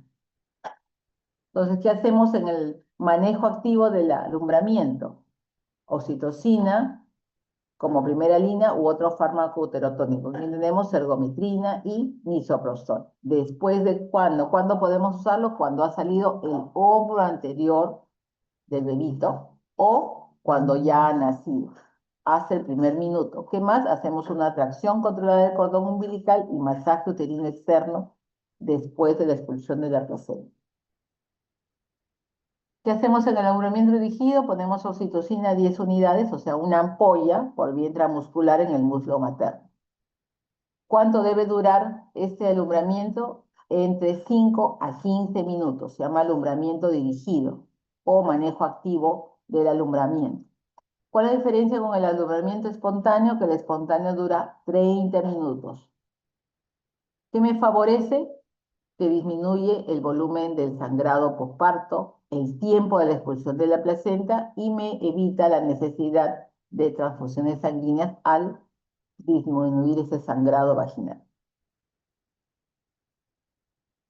Entonces, ¿con qué usamos para prevenir? Nuestra oxitocina, una ampolla intramuscular. ¿Qué más? Una hermogrometrina durante el primer minuto posparto, solamente una ampolla. Y el misoprostol, 600 microgramos por vía oral dentro del primer minuto después del parto. Entonces, si hay oxitocina, usamos, que es lo que más utilizamos en el hospital. Ergometrina, con mucho cuidado, si tengo una preeclámptica, no usarlo. Y en países donde no hay cadena de frío para guardar oxitocina, porque oxitocina requiere estar en la refrigeradora, usamos misoprostol, 600 microgramos. Por eso que en países africanos, principalmente por falta de todo el sistema de refrigeración, de cadena de frío, se utiliza como primera opción misoprostol, pero allá. ¿Por qué? Porque no hay, porque siempre la primera opción es oxitocina. Entonces, una vez que se ha colocado la oxitocina, vamos a esperar las contracciones uterinas y vamos durante la contracción del útero, no en cualquier momento, no es traccionar nomás el cordón umbilical. Vamos a esperar que haya una contracción y cuando está contraído el útero, vamos a hacer la tracción controlada de este cordón umbilical y sobre pubis, el útero llevarlo hacia la parte cefálica de la madre, que se llama la maniobra de Brandt-Andrews. Entonces es tracción contra tracción, para evitar así la inversión uterina o que se desprenda de forma irregular, ¿no? Incompleta, que se quede parte de la placenta o de las membranas corioamnióticas. Y luego el masaje uterino externo que siempre se debe hacer después de expulsar la placenta. Y explicar a la paciente que debería hacerlo también durante todo el puerperio. Entonces acá tenemos todos los uterotónicos, cómo es cuando es un manejo fisiológico, cuando no utilizamos nada, ningún oxitóxico para favorecer el alumbramiento, y cómo es el manejo activo, ¿no? Cuando no usamos el uterotónico, esperamos que de forma espontánea se desprenda la placenta, ¿no? ¿Qué signos hay? Cuando es un manejo fisiológico, esperamos que haya un chorro de sangre, que el cordón se vaya alargando, o sea, el cordón que está saliendo por la vagina caiga solo, que el útero se ponga redondito a medida que, y más chiquito conforme desciende la placenta, ¿no? Que se va desprendiendo. ¿Qué pasa cuando es el manejo activo? Ya sabes, pones oxitocina, una vez que sale el hombro anterior, salió todo el bebito, y ya no se espera estos signos de separación. En su lugar, se espera una contracción, que el útero se contraiga, demostración controlada y la contracción del útero hacia la parte cefálica de la madre. Entonces allí se produce la expulsión de la placenta. En cambio, cuando no usamos nada, esperamos que por gravedad vaya descendiendo la placenta, ¿no? Y en ambos se hace el masaje luego de la expulsión de la placenta, ¿no? ¿Qué ventajas tiene el manejo activo? Ya les mencioné, se reduce el tiempo del alumbramiento, menos posibilidad de sangrado, menos cantidad, menos casos de hemorragia posparto, y si hay menos hemorragia, menos necesidad de transfusiones sanguíneas, ¿no? Entonces, las ventajas del alumbramiento fisiológico que requiere, la ventaja es que tengas un personal capacitado. Si no hay un personal capacitado para ver, manejar las complicaciones o saber cuándo traccionar la placenta, si no sabe todos los signos de desprendimiento, puede jalar y producir en vez una expulsión con todo de la placenta, hacer una inversión uterina o sacar parcialmente la placenta, ¿no? ¿Qué más se hace? En el puerperio inmediato siempre se coloca oxitocina. No solamente es poner la oxitocina intramuscular para que salga la placenta. Después en el puerperio también se maneja oxitocina.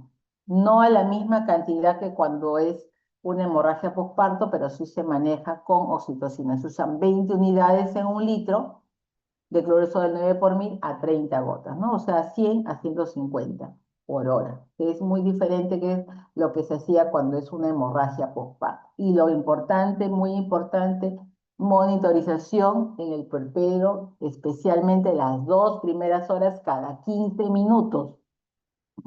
Y donde te asegures que el útero esté bien contraído y que la cantidad de loquios sean las adecuadas, que no sea masivo, ¿no? ¿Qué voy a evaluar en el puerperio? Estado de conciencia, signos vitales, pulso y presión arterial, la altura y el tono uterino. Tengo que ver el globo de seguridad epinar, o sea que el útero esté bien contraído y lateralizado a la derecha, en la mayoría de sus veces. Puede ser a la izquierda, por supuesto, pero eso tiene que ser muy característico, ¿no? Que esté contraído y por debajo del útero. Eso es el globo de seguridad epinar.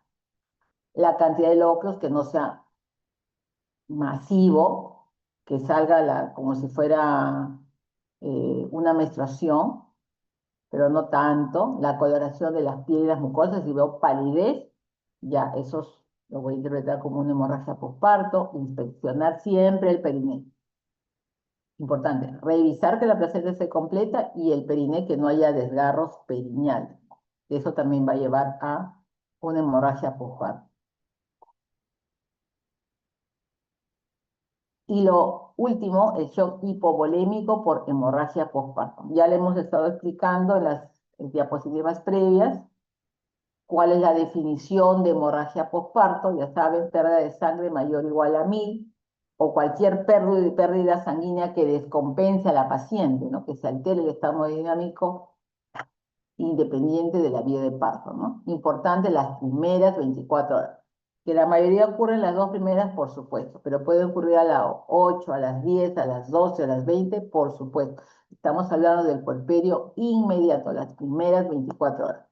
Y para volver a repetirles, taquicardia más de 100, hipotensión, sobre todo la presión arterial sistólica menos de 90, llenado capilar que es muy fácil, presionan las uñitas y ven cuánto se demora, palidez, ectoscopía, sensación de desvanecimiento. Eso es la relación médico-paciente, conversar, señora, ¿cómo está? ¿Cómo se siente? ¿No? Preguntarle si se siente mareada, si está un poco agitada, ¿no? Y ver cantidad de orina, ¿no? Entonces, para eso también colocar sondafolio. Entonces, tengo que clasificar el grado de shock hipovolémico, porque hay 4, del 1 al 4. Entonces, recordar, ¿qué cambios fisiológicos hay en el embarazo? Incremento de la volemia. Una gestante que está en el tercer trimestre puede tener hasta un 30% del volumen sanguíneo incrementado en comparado a una no gestante, ¿no? Y eso significa que puede perder también esa cantidad y la presión arterial sistólica no se va a alterar. Entonces, eso hay que tener presente. También la taquicardia no se puede presentar. ¿Por qué? Porque está bien compensada. El organismo ha sido preparado para eso durante los 9 meses. Entonces, eso es importante que recuerden. Entonces, si tengo una mujer no gestante que pesa 70 kilos, para saber cuánto de volemia tiene, generalmente 65 cc por kilo. Entonces, tendría 4,5 litros de sangre. En cambio, en una gestante, tengo 70 kilos, tengo que calcular no con 65, sino con 85 cc. Por ende, si tiene la paciente, pesa 70 kilos, tendría 5,950, o sea, el 30% incrementado de esto. Por eso que la paciente tiene pérdidas hasta 1,500 y muchas veces las tolera y uno no se da cuenta.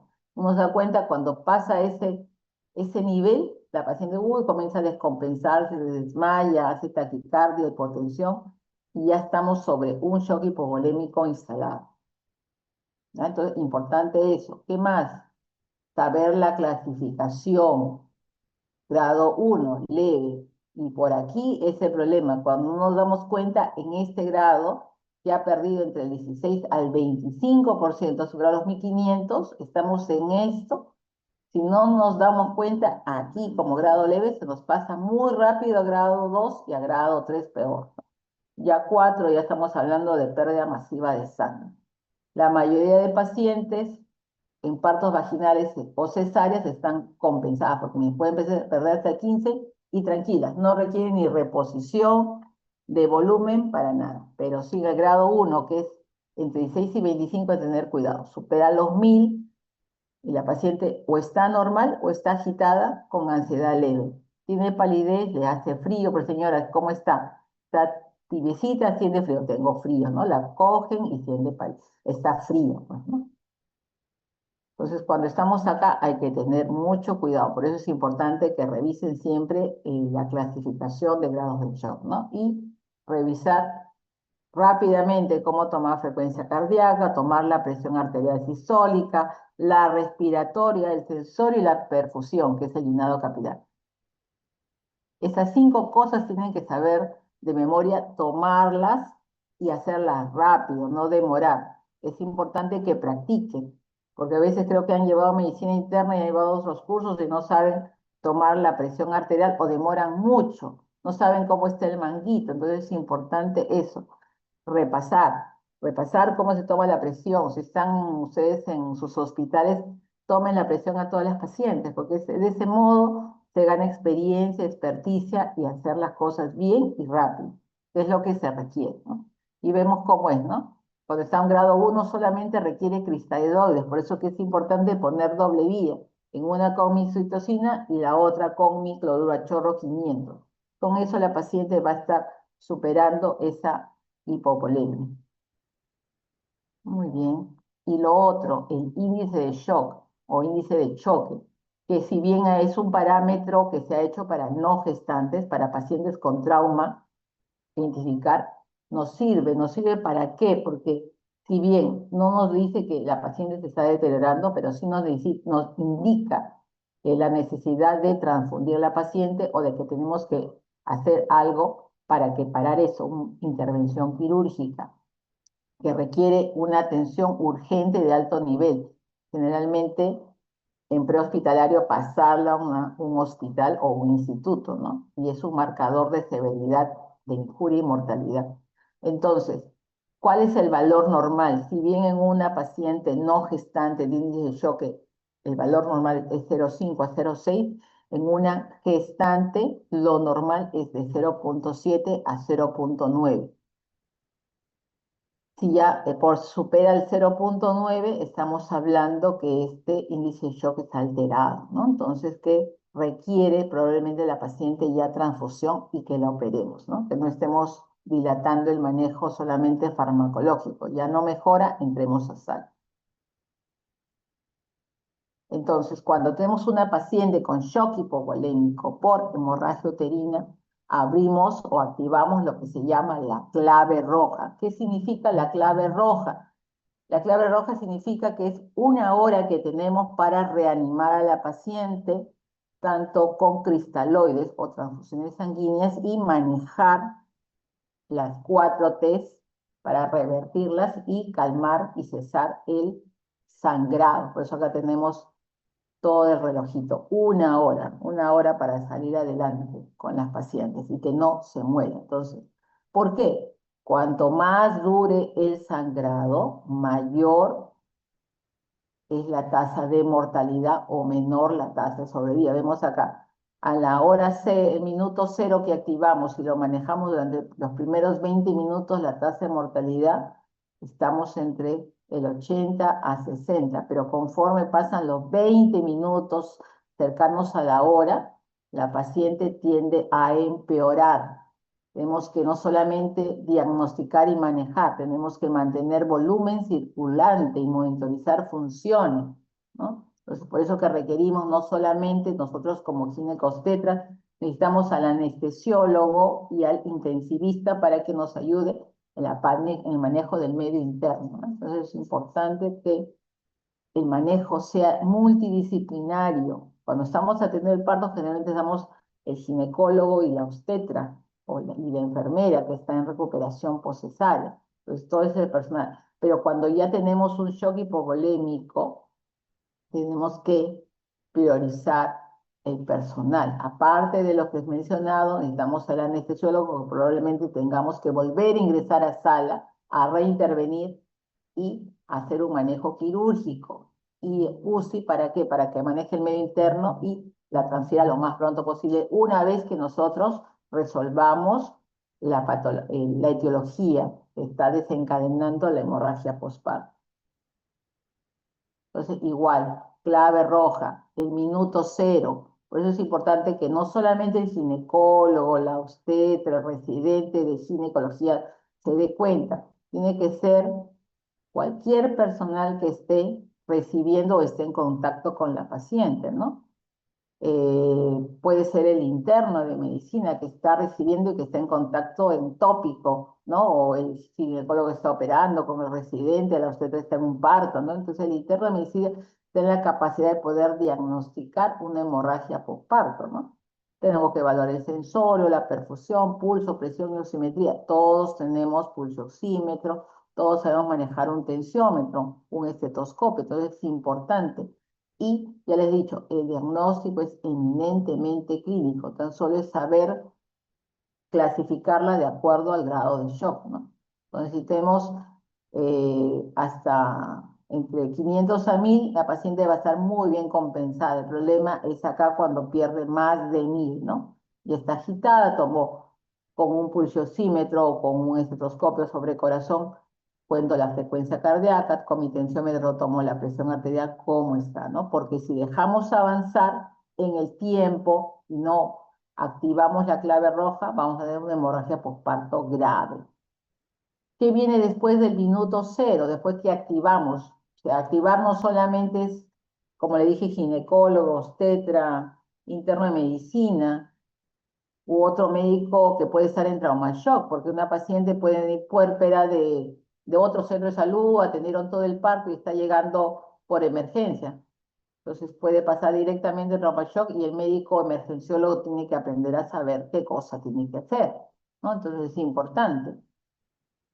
Entonces, en el minuto 1 a 20 necesitamos que hacer la reanimación, el diagnóstico y el tratamiento. O sea, todo un equipo que tiene que colaborar. Tenemos que activar la clave roja y llamar al laboratorio. ¿Para qué? Para saber qué grupo sanguíneo es, para un hemograma, para un perfil de coagulación, las inmunológicas para ver si no tiene alguna enfermedad de transmisión sexual y pruebas cruzadas. Eso es importante. Entonces, en esos 20 minutos tengo que priorizar todas esas cosas.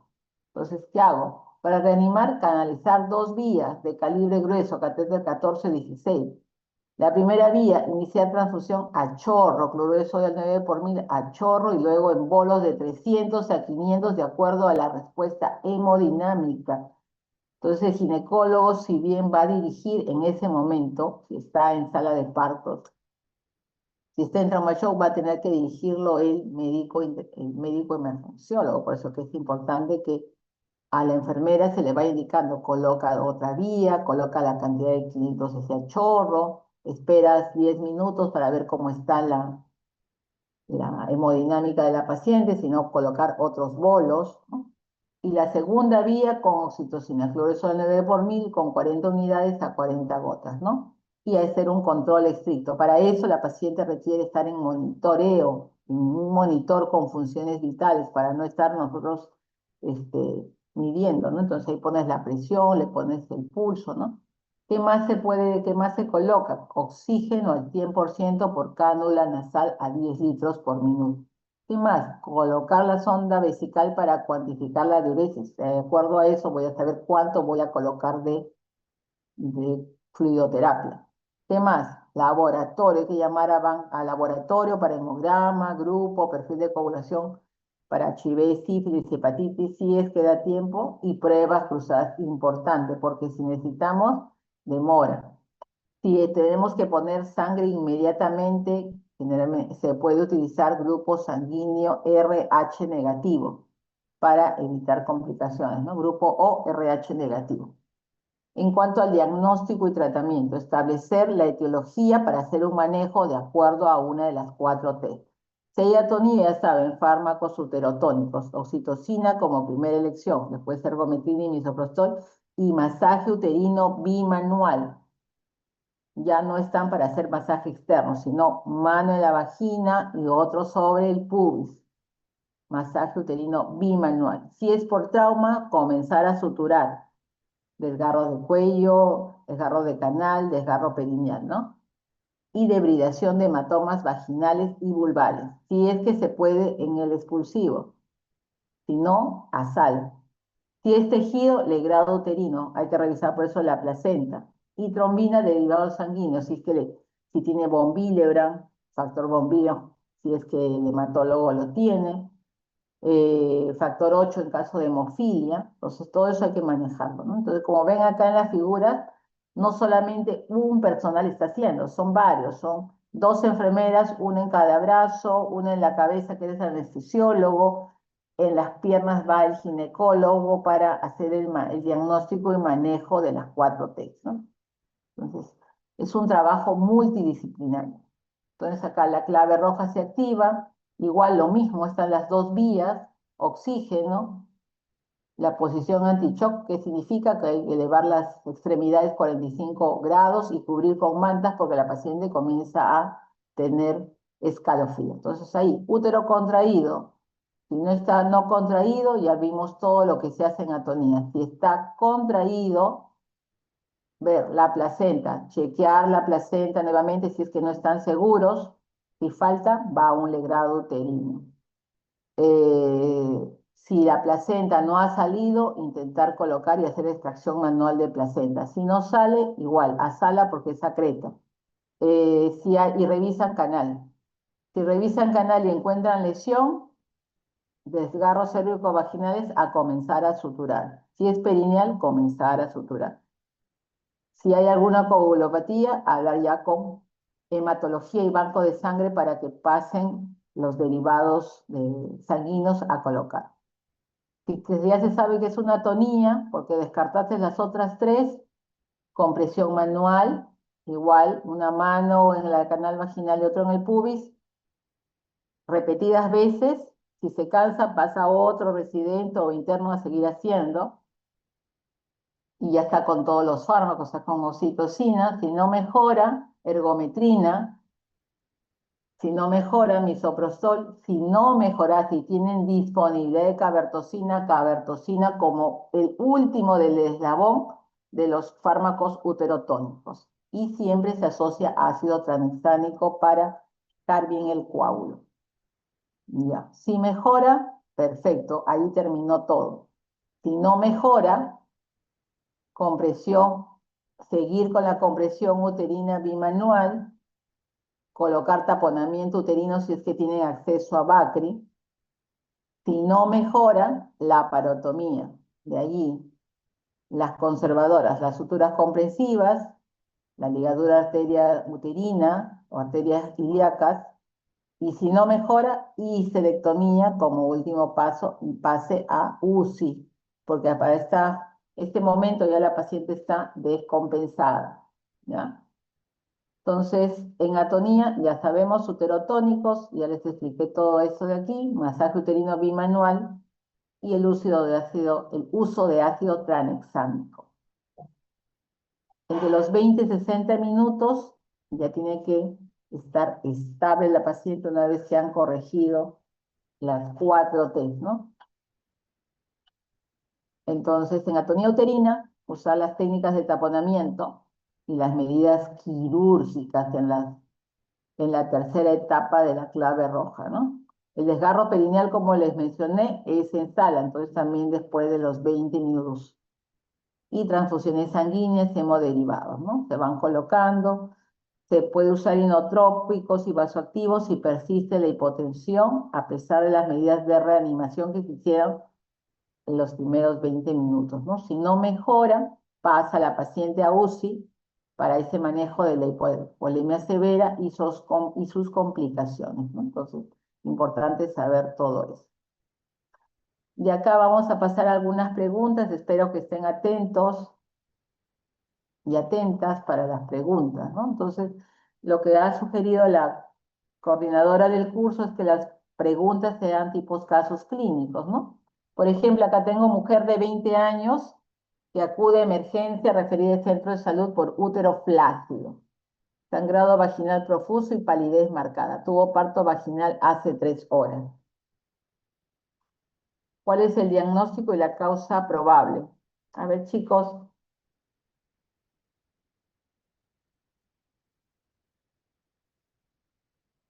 ¿La D, doctora? No. Está diciéndome acá que el útero está flácido.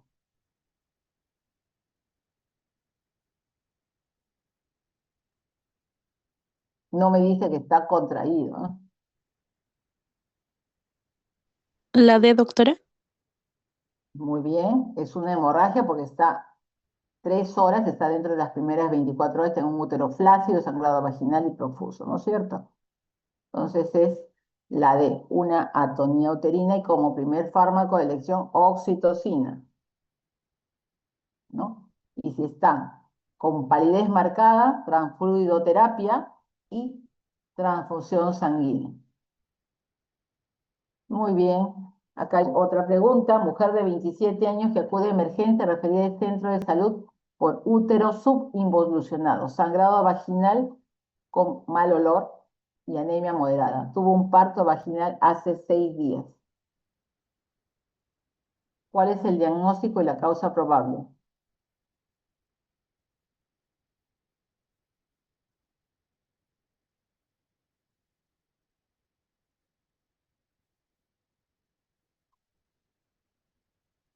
La C, La C, doctora. doctora. Muy bien. La C, ¿no? Entonces siempre revisar el cuello, revisar todo el canal vaginal para ver si no hay desgarro, trauma del canal vaginal. Y a veces hay que revisar la placenta, pero como ya pasó 6 días, ya no puedo revisar nada de placenta. Y si no está bien contraído, tengo que pensar que hay retención de membranas o alguna parte. Entonces tengo que hacer un legrado uterino puerperal, ¿no? Y ver qué está saliendo, ¿no? Probablemente vean, ya esté organizado por el hecho que ha pasado 6 días, ¿no? Y siempre pensar en cobertura antibiótica amplia porque tenemos muchos días con eso y ya tienen mal olor, ¿no? Entonces ya se puede convertir en una sepsis de foco ginecológico. Muy bien, otro caso. Están en 38 años con 40 semanas. Gesta 6 para 4014. Al momento está en trabajo de parto, antes de partos vaginales e hijo de mayor peso de 4450. Presentó HPP en su anterior parto. Examen físico, altura uterina 37, dilatado 9, AP0. Tiene ecografía con ponderado de 4350 y circular simple al cuello. ¿Cuáles son los factores de riesgo para hemorragia postparto? Marque la respuesta incorrecta. La D, doctora. Circular simple al cuello fetal. Muy bien, porque tiene todos los otros factores, ¿no? Entonces, muy probable que hagan su hemorragia. Entonces, hay que prevenir, ¿no? Ya estoy en el expulsivo, salió el bebito, coloco mi oxitocina 10 unidades. Tenemos otra mujer de 23 años, gestación de 40 semanas y altura uterina de 38. Con latido 135, con dinámica uterina adecuada, dilatado 8 y altura de presentación 0. Ya está en trabajo de parto en una fase activa.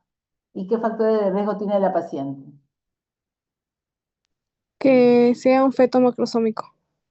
Muy bien, perfecto. Entonces, saber eso. ¿Cómo se hace? Con la técnica de Johnson-Touch. Altura uterina menos 11 o 12, menos 11 si está encajado y menos 12 si no está encajado, ¿no es cierto? En este caso, mide 38 menos 11 por 155 me sale 4185. Entonces, todo lo que se les enseña en teoría y en práctica, tienen que ponerlo a su disposición para poder contestar las preguntas, ¿no? Sin embargo, recordar que el 60% no cuenta con factores de riesgo, ¿no? O sea, puede tener todo normal el trabajo de parto y en el puerperio nos hace atonía uterina. Otro caso clínico puérpera inmediata de parto vaginal, presenta sangrado profuso vía vaginal, está pálida, fría, sudorosa, con tendencia al sueño, presión 80-50, pulso 130, frecuencia respiratoria 38, temperatura 36, o sea, no está febril, para explicar una taquicardia, un abdomen blando, no doloroso, útero palpable a 4 centímetros del ombligo, está flácido, no doloroso, se ha revisado el cadernal y no hay desgarro ni hematomas y la placenta está completa. Causa probable de hemorragia postparto. La atonía uterina. Atonía uterina. Exacto, está muy bien. Por eso es importante, acá está la placenta. No solamente revisen la torta, las membranas que estén completas, bien estiradas. Acuérdense que el bebito no es una hoja, es tridimensional, o sea que puede sobrepasar el tamaño de la torta placentaria, porque el bebé tiene largo, ancho y alto, entonces volumen, ¿no? Entonces a veces se confunde. Ah, no, doctora, pero la torta están contentos, brincan y saltan, y después falta un pedazo, porque el bebito no es plano. Otro caso, mujer de 19 años, puérpera de 2 horas de parto vaginal. Presenta sangrado vaginal profuso. Frecuencia cardíaca 106, presión 90-60. Igual útero por encima del ombligo, genitales externos sin alteraciones y placenta completa. Eso es fácil.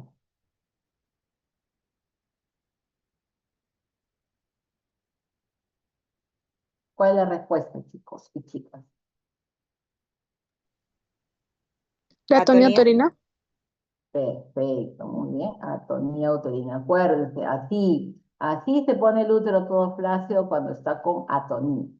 Y cuando están en un parto vaginal a través del útero lo van a sentir, ¿no? Que está blandito, no tiene forma.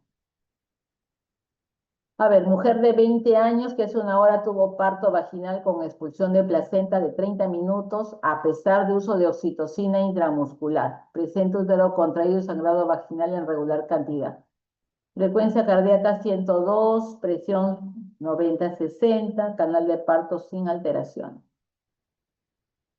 ¿Cuál es la causa más probable de HPP?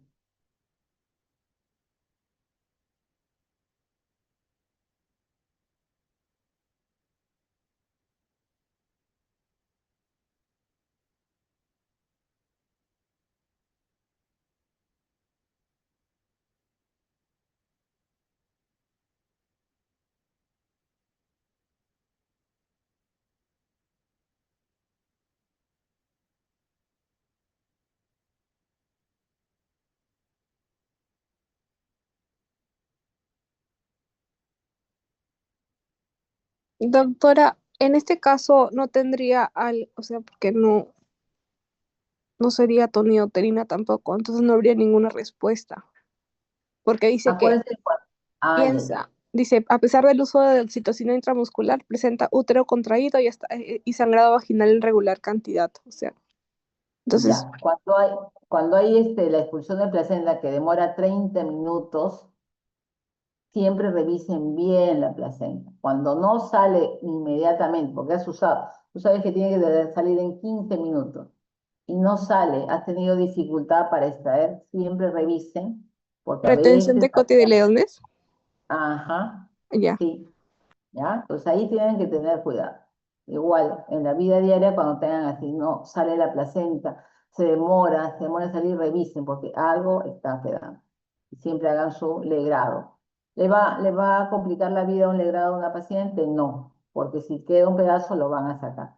Y si no, no pasa nada. Es mejor siempre que actúen siempre para prevenir complicaciones, ¿no? Ya. Otro caso, mujer de 30 años referida al centro de salud hace 2 horas. Estuvo expulsivo, pero aún no sale la placenta. Presenta sangrado vaginal, útero aumentado de tamaño, frecuencia cardíaca 100, presión arterial 100, 100/60, genital externo sin alteraciones. ¿Cuál es la causa más probable? Retención de placenta.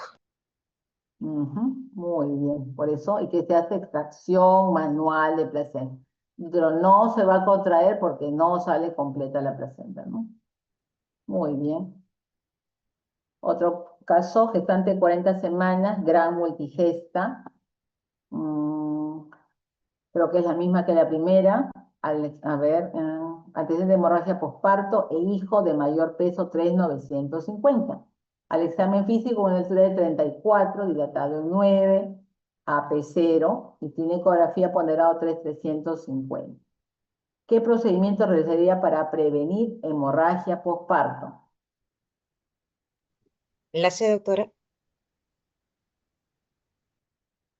Muy bien, perfecto. Entonces estaban atentos a la clase. Sí, manejo activo, oxitocina 10 unidades. Tracción controlada con contratracción, que es la maniobra de Brand-Andrews y el masaje uterino externo. Que tienen que ustedes enseñarle a la paciente, no se olviden, comuníquense con su gestante. Señora, tiene que masajearse, porque la paciente está en su cama tranquila, lactando al bebé, del útero no se acuerda. Entonces, explíquenles cómo se va a masajear. Muy bien.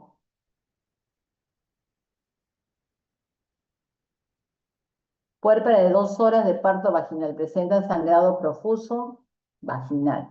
Piel pálida, fría, sudorosa, despierta, agitada. Presión 80-50, pulso 120, respiratorio 38, temperatura 36,2. Abdomen blando, no doloroso, palpable a 1 centímetro por el ombligo. Plácido, no responde al masaje uterino externo, revisión de canal de parto, no hay lesiones, no hay hematoma. ¿Qué procedimiento realizaría para controlar la hemorragia postparto? Los uterotónicos. La A. Los uterotónicos, ¿no? Perfecto. Puérpera inmediata de cesárea de emergencia, debido a detención de hidratación y descenso, a pesar de acentuación, o sea, descenso de la cabeza fetal.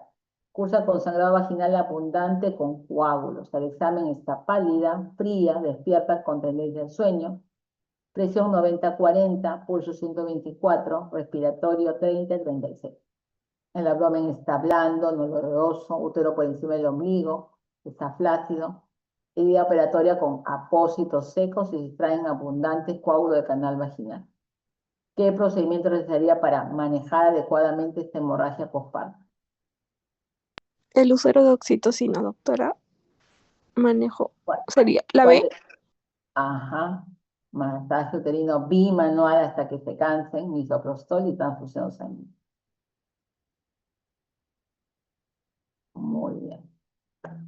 Chicos, ha sido un gusto con la clase dictarles y siempre estudien, no solamente estudien para el momento, para el examen, estudien para poder atender a las pacientes de forma oportuna y adecuada, ¿ya? Y siempre diagnosticando a tiempo. No esperen un examen auxiliar que les diga qué cosa tiene el paciente. La clínica siempre está por encima de los exámenes auxiliares. Nos ayuda. Por eso se llaman exámenes auxiliares o de apoyo, ¿no? Pero depende de ustedes el poder llegar a un razonamiento clínico con la anamnesis y con su examen físico. Eso no requiere aparatos complejos. Es su cabecita, sus ojos, sus oídos, sus manitos y sepan tomar las funciones vitales, examinar a un paciente y llegan tranquilamente a un diagnóstico y saben con las teorías que les damos cómo manejar a esos pacientes. Muy bien, ha sido un gusto darles la clase. Muchas gracias a todos. ¿Alguna pregunta? No, doctora, todo Doctora, claro. Perfecto. doctora, Ya, disculpe. dime. Mencionó valores de algo de polo vertical mayor al comiencito de la teoría. ¿Usted cree que podía volver a repetir esa parte? ¿Cuál? En la parte de la teoría mencionó que había algo relacionado con los hidramnios y que tenía que ver con polo vertical mayor, algo así escuché, Ah, pero pozo, mencionó un valor. pozo. Ya, Ah, eso es pozo importante. vertical. Claro, eso es importante que ustedes ya hayan llevado, supongo que están llevando con los diferentes grupos, ya. ¿Cómo se mide el líquido amniótico? El líquido amniótico se mide por ecografía y hay dos formas de medir. La forma más usada es el pozo vertical mayor. Entonces, cuando una paciente tiene polidramnios, tiene mayor riesgo de atonía por sobredistensión. ¿Cómo lo mido con pozo vertical mayor? Busco toda la barriguita y busco el pozo más grande. ¿Cuáles son los valores normales? Entre 20 y 80 milímetros. Entonces, si yo encuentro 90, 100 milímetros como pozo único, estoy hablando de un poligramo. La otra forma se llama ILA, índice de líquido amniótico. Agarro la barriga, divido en 4 cuadrantes como punto de referencia el ombligo y voy midiendo un pozo mayor en cada uno y voy sumando los 4 cuadrantes. Si el valor sale entre 50 y 250, el líquido amniótico es normal. Si está por encima de 250, estamos hablando de polihidramnios. Si estamos hablando por debajo de 50, estamos hablando de oligohidramnios. Entonces, son las dos formas de medir por vía ecográfica el líquido amniótico. ¿Claro? Muchas gracias, doctora. Sí, Ya, muchas gracias. ya está. Listo. ¿Alguna otra pregunta?